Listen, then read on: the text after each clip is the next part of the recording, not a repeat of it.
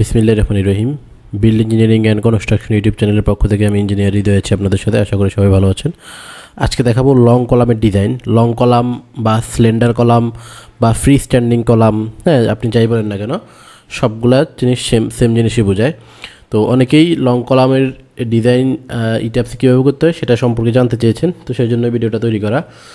তো নর্মালি আমরা এই ট্যাপসে যেসব রেগুলার কলামগুলো ডিজাইন করি, রেগুলার হাইটের 9 ফিট, 10 ফিট, 11 ফিট, হ্যাঁ মোটামুটি 5 ফিট থেকে শুরু করে শর্ট কলাম আর কি, 5 feet, 6 feet, 7 feet, 8 feet, 9 feet, 10 feet, 11 feet, 12 feet, মোটামুটি এরকম রেঞ্জের মধ্যে থাকলে তখন সেটা করে। এখন সেসব কলামের মধ্যে হয়তো স্লেন্ডারনেস ইফেক্ট থাকতে পারে, সেটা আমরা চেক করে বের করবো এবং সেটাই ট্যাপসে আমরা ডিজাইন করব।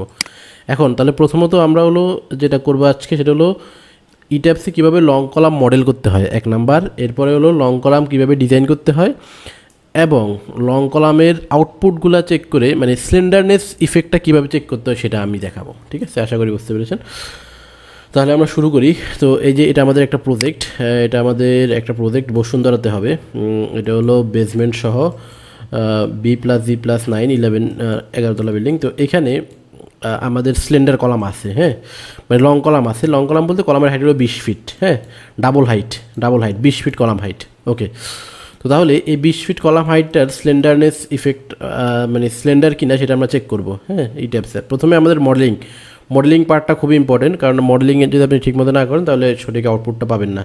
তো দেখেন আমি এই মডেলটায় আমার কমপ্লিট করা ছিল, আমি ভিডিও বানানোর উদ্দেশ্যে এইখান থেকে কলামগুলো ডিলিট করে দিচ্ছি যেখানে ডাবল হাইট কলামগুলো হবে। হ্যাঁ, তো আমি এখন এখানে কলামগুলো ড্র করব। তো দেখেন আমার এই কলামগুলোর সাইজ কত, আমার এই কলামগুলোর সাইজ হলো এই যে এগুলো হলো 15 35 15 35 15। প্রথম 4টা হলো 15 35, পরের 2টা হলো 16 35। তাহলে ঠিক আছে, আমরা সেভাবে তৈরি করি, ড্র করে ফেলি। তাহলে এখানে ড্র কলাম অল স্টোরি দিই 15 35 15 35, এই যে এটা, হ্যাঁ প্রথম 4টা কলাম হলো 15 35, টোটাল 6টা কলাম, একটা আরেকটা হলো এইখানে 2টা 3টা 4টা, আর লাস্টের 2টা হলো 16 35, লাস্টের 2টা হলো 16 35। তো আমরা এখান থেকে 16 35 সিলেক্ট করলাম। এই যে একটা হলো এইখানে, একটা হলো এইখানে। ওকে, তাহলে আমরা ড্র করে ফেললাম। ঠিক আছে, কলামগুলা অটোক্যাড দেখে এটা আমি আগেও করেছি, এখন আবার দেখানোর উদ্দেশ্য করলাম। এখানে কিছু আননেসেসারি জিনিস আছে, এগুলো আমরা ডিলিট করে দিই। এখানে 1:2 রেখে এগুলো আমরা ডিলিট করে দিই। থাকলেও অসুবিধা নাই, কিন্তু আমরা চাচ্ছি না এগুলো থাকুক। এটা মনে হয় সাপোর্ট আছে এটাতে, তাহলে এটা থাকুক। ওকে, তাহলে এটা হলো আমাদের মডেল। ঠিক আছে, তো এখন এইখানে আমাদের লং কলামগুলোর আমরা এখন এখনও মডেলিং শেষ হয় না। এই যে এটা হলো আমাদের মডেল। তো এখন এখানে আমাদের যে লং কলামগুলো হবে সেগুলো এই যে এগুলো আপনারা ডি নাম্বার গ্রিড বরাবর গেলে বুঝতে পারবেন। ডি নাম্বার দেখেন, আমি প্ল্যান থেকে দেখাই তাহলে বুঝতে পারবেন। এই যে এটা হলো আমাদের বেসমেন্ট, মানে এটা হলো গ্রাউন্ড ফ্লোর। হ্যাঁ গ্রাউন্ড ফ্লোরের পরে হলো ফার্স্ট ফ্লোর। এই যে ফার্স্ট ফ্লোর বা এটাকে আমরা মেজানাইন ফ্লোর বলতে পারি, এটা মেজানাইন ফ্লোর অ্যাকচুয়ালি। এই মেজানাইন ফ্লোরের এইখানে দেখেন এখানে কোনো ফ্লোর নাই, বিমও নাই, তার মানে কি এটা হলো এখানে কোনো কানেক্টেড বিম নেই। আপনাদেরকে আমি 3D ভিউতে দেখাই, ভিউ শো রেন্ডার্ড ভিউ, তাহলে আপনারা বুঝতে পারবেন জিনিসটা। অবজেক্ট অ্যাসাইনমেন্ট হরাইজন এটা অফ করে দিই।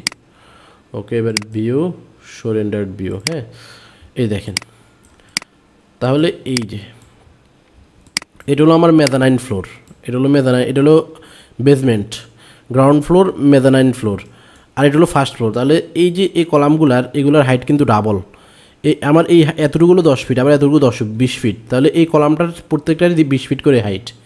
ঠিক আছে, তাহলে এই 20 ফিট কলাম হাইট হতে এটা লং কলাম বা স্লেন্ডারনেস ইফেক্টেড চলে আসতে পারে, সেটা আমরা দেখবো আসছে কিনা, বা এটা কি লং কলাম হয়ে গেছে কিনা, হ্যাঁ বা ফ্রি স্ট্যান্ডিং কলাম বলা হয় এটাকে। তাহলে ওকে, আমরা এখানে এই যে বি নাম্বার গ্রিড বরাবর যাব। আমাদের কিন্তু এখনও কলাম ড্র করছে, এখনও পুরোপুরি মডেল করা শেষ হয় না কলামটাকে। এখন আমাদের এখানে খুব ইম্পর্টেন্ট একটা জিনিস, ডি নাম্বার। তাহলে আমরা এলিভেশন ডিতে চলে যাই, এলিভেশন ডি, অ্যাপ্লাই, ক্লোজ। ওকে, এখানে সেট গ্রিড ভিজিবিলিটি দিয়ে আমরা দিয়ে দিই, দেন আমাদের জন্য সুবিধা হবে। ডি নাম্বার গ্রিডে আসলাম। ডি নাম্বার গ্রিডে আসার পর দেখেন এখন আপনার এইখানে এই কলামটার হাইট ডাবল হাইট হলেও এখানে কিন্তু 2টা কলাম আসলে অ্যাকচুয়ালি। তাহলে এই 2টা কলামকে আপনার মানে এভাবে ভাঙা থাকা মানে হলো মানে দুইটা ফ্লোরে আলাদাভাবে থাকা মানে হলো এটা আসলে দুইটা কলাম হিসেবে কাউন্ট করবে সফটওয়্যার। তো সেজন্য যেটা করবেন সেটা হলো এই যে এখান থেকে এগুলো আপনি সব ডিলিট করে দিবেন, একটা স্টোরি ডিলিট করে দেবেন। ওকে, ডিলিট করে দিলাম। এরপরে আপনি এখান থেকে রিশেপ নেবেন, রিশেপ নিয়ে আপনি এই যে এখানে ক্লিক করবেন, ক্লিক করে টেনে এখানে নিয়ে আসবেন। তাহলে দেখেন 20 ফিটের একটা কলাম হলো। এই যে এখন প্রত্যেকটা কলাম 20 ফিট হাইট হলো হবে, ঠিক আছে। কিন্তু আর ওইভাবে থাকলে আপনার কিন্তু 10 ফিট হাইট কাউন্ট করবে, হ্যাঁ। তো সেজন্য এই কাজটা করতে হবে কিন্তু, হ্যাঁ। আমি মনে করি এই যে লং কলামের ডিজাইন এটা 99% মানুষই ভুল করে, বা পারে না। ওকে, তো এখানে আমাদের সাপোর্টগুলো আমরা ফিক্স সাপোর্ট করে দিই, যেহেতু এটা আমাদের পাইল ফাউন্ডেশন। ওকে, ফিক্স সাপোর্ট করে দিলাম এবং স্টিফনেস মডিফায়ারগুলো আমরা অ্যাসাইন করে দিই। তাহলে select object type column, column select close, assign frame property modifier, এটা হবে হলো 0.70 আর হলো 0.70। ওকে, তাহলে ওকে দিয়ে দিলাম, অ্যাপ্লাই দিব আমরা, অ্যাপ্লাই। ওকে ওকে, তাহলে দেখেন এখন গিয়ে আমাদের কলামের হাইট অ্যাকচুয়ালি 20 ফিট করে হয়ে গেছে। এই যে দেখেন একটা কলাম, তখন কিন্তু একটা ছিল না, দুইটা কলাম ছিল, হ্যাঁ। এখন আপনি অ্যাকচুয়াল ইফেক্টটা পাবেন এইটার লং কলামের অ্যাকচুয়াল ইফেক্ট বা স্লেন্ডার কলামের। তো দেখেন এইটা ওকে, তাহলে এইটা গেল। এখন আমরা অ্যানালাইসিস করবো এটাকে, আমরা অ্যানালাইসিস দিলাম। ওকে, অ্যানালাইসিস হয়ে গেছে। এরপর হলো design, concrete frame design, start design check. এখন হলো আমাদের মেইন আসল। আপনারা এই ট্যাপসের কাজ পারেন, কিন্তু আউটপুটগুলো যদি স্টাডি রিড করতে না পারেন তাহলে কিন্তু লাভ নাই। তো যার কারণে তাহলে আপনাদের মানে ভুল হওয়ার চান্স বেশি থাকবে, নলেজটা লিমিটেড থাকবে এবং আপনারা ডিজাইন করে স্যাটিসফাই হবেন না। শুধু এই ট্যাপসে আপনি মডেল করে লোড দিয়ে অ্যাপ্লাই দিলেন, ডিফর্ম শেপ দেখলো, একটু নাচানাচি করলো, বাস হয়ে গেলো। এটা আসলে হইতে পারে না। আসল কাজ হলো আউটপুটগুলো বোঝা, ঠিক আছে। আউটপুটগুলো বুঝতে পারলে আপনারা অ্যাকচুয়ালি সফটওয়্যার কাজ পারেন বা নিজেকে স্ট্রাকচারাল ইঞ্জিনিয়ার হিসেবে দাবি করতে পারবেন। আদারওয়াইজ আপনি মডেল করলেন, লোড দিলেন, অ্যানালাইজ করলেন, পাস ফেল দেখলেন, হবে না। এই যে দেখেন, এখন দেখেন এইখানে হলো আমাদের আসল খেলাটা। তাহলে এই যে এখন এই পাস করছে কিন্তু আমার কলামগুলো, হ্যাঁ। এখন এই পাস করলেই যে আপনার কলামটা এটা যে সিলিন্ডার হয় নাই সেটা কিন্তু বলা যাবে না, ঠিক আছে। পাস করার পরও এটা সিলিন্ডার হয়ে যেতে পারে। তাহলে এই যে দেখেন দেখেন পাস করছে, ইভেন রিভার পার্সেন্টেজও আমার কিন্তু একদম অ্যালাউবল লিমিটের মধ্যেই আছে বলা যায়, ঠিক আছে। দেখেন এটা 1.76, এটা তো আমি দিতেই পারবো, এটাও দিতে পারবো, এটাও তো 1%, এটা 2.89% দেওয়া যাবে, এটা 1.06%, এটাও দেওয়া যাবে। তাহলে সবগুলাই মোটামুটি আমার অ্যালাউবল লিমিটের মধ্যে আছে রিভার পার্সেন্টেজ। এখন আমাদের কি মেইনলি সিলিন্ডার কলাম বা লং কলামের জন্য যেটা চেক করতে হবে সেটা হলো এই মোমেন্ট ম্যাগনিফিকেশন ফ্যাক্টর বা ডেল্টা এনএস যেটাকে বলা হয়, ঠিক আছে। মোমেন্ট ম্যাগনিফিকেশন ফ্যাক্টর আমি যে এইটার রেফারেন্সটাকে আপনাদেরকে দেখাই। এটা হলো নিলসনের বইতে, নিলসনের বইতে আপনারা পাবেন, নিলসনের বইতে দেওয়া আছে। এই নিলসনের মোটামুটি লেটেস্ট ভার্সন বইটাতে এটাতে পাবেন, ডিজাইন অফ কনক্রিট স্ট্রাকচারের এই যে নিলসনের এই ভার্সনটাতে 15th এডিশন, হ্যাঁ। এটাতে এইখানে গেলে পাবেন এই যে ACI criteria for slender effect in column, ঠিক আছে।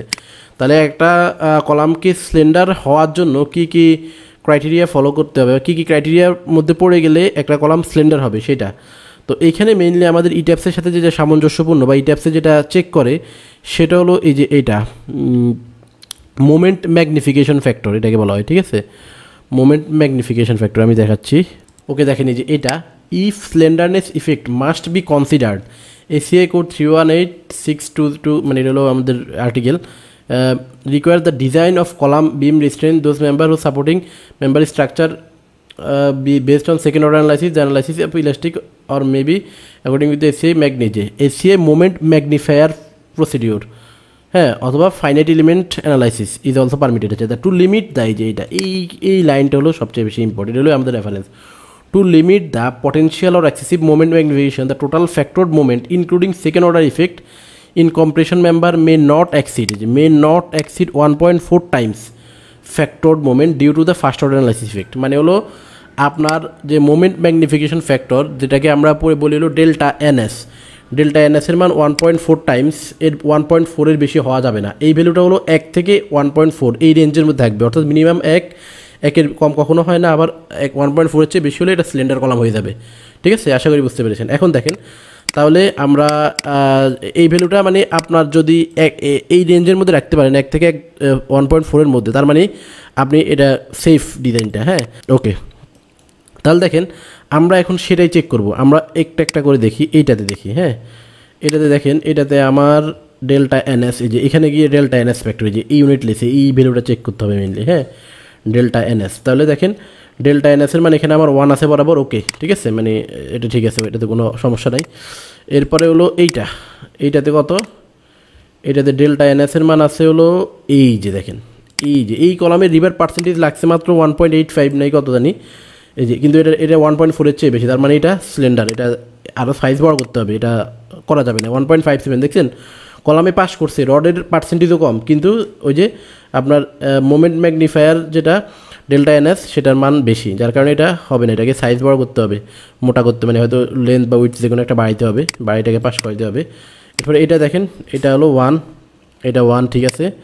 এরপরে হলো এইটা এইটা হলো, এটাও 1, এটাও ঠিক আছে, কোনো অসুবিধা নেই। হ্যাঁ, এরপরে এই কলামটা কত আছে, এটা 2.8, এটা তো মানে একদম টোটালি করা কোনোভাবে পসিবল না, এটা সিলিন্ডারের ইফেক্ট আছে এটাতে, মানে এটা সাইজ বড় করতে হবে, ঠিক আছে। এটা তাহলে এটাতে কত, এটাতে 1.59, এটাও তো সামান্য একটু বড় করতে হবে, ঠিক আছে। তাহলে দেখেন আমার মেইনলি বেশি সমস্যা হলো এইটাতে, এটা রিভার পার্সেন্টেজ কিন্তু 2.89, এটা আমি দিতে পারবো, কোনো অসুবিধা নাই, কিন্তু আমার ম্যাক্সিমাম মানুষ এই যে ডেল্টা এনএসের ভ্যালুটা চেক করে না, মোমেন্ট ম্যাগনিফায়ার যে ইয়েটা, এই যে মোমেন্ট ম্যাগনিফায়ার প্রসিডিওর আর কি যেটাকে বলে। আচ্ছা, তাহলে এখন যেটা করতে হবে সেটা হলো এই কলামটা সাইজ আমি চেঞ্জ করে আপনাদেরকে দেখাবো, দেখবেন যেটা পাস করে যাবে। হ্যাঁ, আশা করি আর কি। দেখি 1640 আমি দিয়ে দেখি। হ্যাঁ, 1640 যেগুলো ফেল করছে সেগুলোকে আমি 1640 দিয়ে দেখি, এটাও দিয়ে দেখি, এটাও দিয়ে দেখি। ওকে, অ্যাপ্লাই, ক্লোজ। এবার দেখি আমি অ্যানালাইসিস দিয়ে।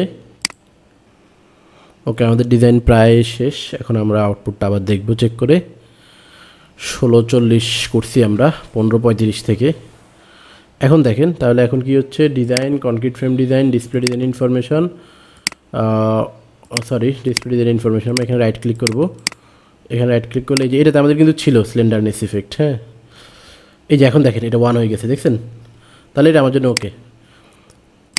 এটা কিন্তু এর আগে কিন্তু 1 কত জানি ছিল বেশি, মানে 1.4-এর বেশি ছিল, এটা 1.4, এটা 2.8 ছিল, এটা এখন কত লাগছে, এটা এখন কত আসছে, এটা 1.6 আসছে, এটা আরেকটু বড় করতে হবে আমাকে, ঠিক আছে। এরপর লাস্ট এইটাতে ওকে হয়েছে আশা করি, এটা হলো এটাতে আসছে 1, এটাতে 1.6 ছিল, এখন এটা 1 চলে আসছে, তার মানে এটা ওকে। তাহলে শুধু এই কলামটা একটু হালকা সাইজ বড় করলেই আমার কিন্তু এই কলামগুলো সেফ একদম পাস করছে, বা এটা ইমপ্লিমেন্ট করা যাবে বলা যায়, ঠিক আছে। তাহলে এভাবেই আপনারা লং কলাম ডিজাইন করবেন। আশা করি বুঝতে পেরেছেন। যদি না বুঝে থাকেন তাহলে কমেন্ট সেকশনে জানাতে পারেন, আমি একদম আপনাদেরকে রেফারেন্স সহ দেখিয়ে দিয়েছি, এই যে আপনার নিলসনের বইতে এটা পাবেন। তো আজকের ভিডিও এতটুকুই। ভিডিওটি দেখে যদি আপনি কোনো কিছু শিখে থাকেন তাহলে আমাদের চ্যানেলে সাবস্ক্রাইব করে বেল আইকনে ক্লিক করে রাখুন, যাতে পরবর্তী ভিডিও সবার আগে আপনার কাছে পৌঁছে যায়। পরবর্তী ভিডিও পর্যন্ত সবাই ভালো থাকুন, সুস্থ থাকুন, ধন্যবাদ সবাইকে।